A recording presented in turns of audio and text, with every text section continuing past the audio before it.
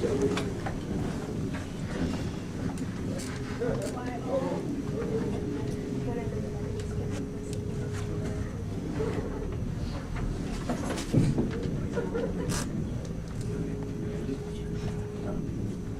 does anyone know what's coming out on May 4th? The Avengers! Oh, smash! Yeah, that's right, The Avengers. No, I can't wait to see it. I love those kind of movies. Superheroes chasing after bad guys, stopping at nothing until they're defeated. You could almost say that they're relentless. Now, the theme for this year's Fine Arts Festival is Relentless After the One. I'd like to share with you all a story I found in Mark 5 that I believe recreates this theme very well. Starting in verse 25, it says, "And a woman was there who had been subject to bleeding for 12 years. She had suffered a great deal under the care of many doctors, and had spent all she had. Yet instead of getting better, she grew worse. When she heard about Jesus, she came up behind him in the crowd and touched his cloak, because she thought, if I just touch his clothes, I will be healed. Immediately, her bleeding stopped, and she felt in her body that she was freed from her suffering." See, this story shows a woman who pursued God relentlessly and was blessed for it. But here's the thing, being relentless after God really isn't hard at all. In fact, it's as easy as ABC. Let me explain. In order to relentlessly pursue God, the first step is to acknowledge our weakness. A is acknowledge. Mark 5:25 says she had suffered a great deal under the care of many doctors and had spent all she had, yet instead of getting better, she grew worse. In the story, the woman was noted to have suffered for 12 years and underwent the help of many doctors and a lot of money, but she couldn't be healed. See, that was her first mistake. For 12 years of her life, this woman was looking for a natural remedy, when in reality, she needed a supernatural remedy. While we're all blessed by God with earthly gifts, there comes a point in our lives while these simply aren't enough. It wasn't until she saw the power of Jesus before her, when she realized that there was nothing in this world that could save her except for the power of Jesus Christ. Acknowledge.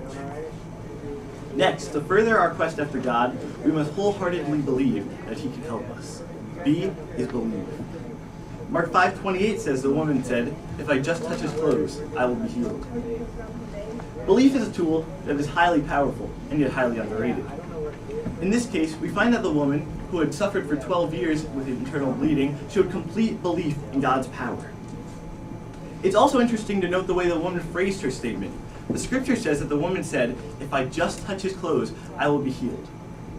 You see, the woman's belief in God's strength was so powerful that all she needed to do was be in his presence, and she knew that she would be healed.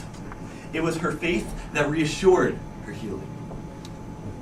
Let me tell you about a television program preceding the 1988 Winter Olympics. It featured blind skiers being trained for slalom skiing, impossible as that sounds. Paired with sighted skiers, the blind skiers were taken to the slalom slope, where their partners shouted left and right. As they obeyed the commands, they were able to navigate the course and cross the finish line, depending solely on their partner's sight.